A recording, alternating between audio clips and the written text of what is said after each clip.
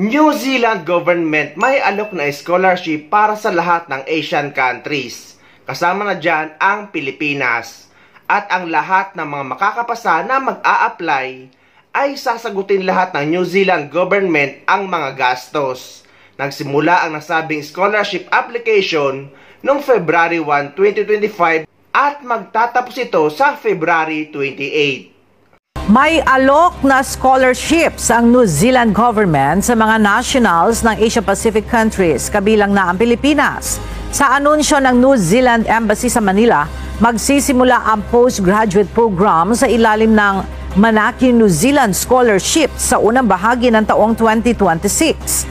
Ang makakapasa ay makakakuha ng comprehensive support mula sa New Zealand government, kabilang ang full tuition, living expenses, establishment allowance, medical at travel insurance at ang round-trip airfare sa Pilipinas at New Zealand.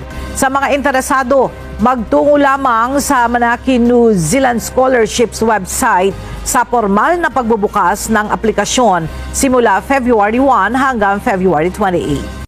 At sa mga kababayan natin dyan na interesado mag-apply ng scholarship ng New Zealand, ilalagay ko sa description ng video na ito ang website ng Manaki New Zealand Scholarship Program. Mag-apply na kayo guys dahil wala namang masamang sumubok. Lalo na't lehitimong scholarship ito na alok ng New Zealand government. So ayun guys, sana may nakuha kayong idea at sana nakatulong ang video na ito sa inyo. At sa mga hindi pa dyan nakasubscribe sa channel ko, please don't forget to subscribe my YouTube channel and please click the notification bell para lagi kayo updated sa mga upcoming videos na gagawin ko tungkol sa mga updates sa ating mga OFW. Mula dito sa Dubai, maraming salamat. See you next time.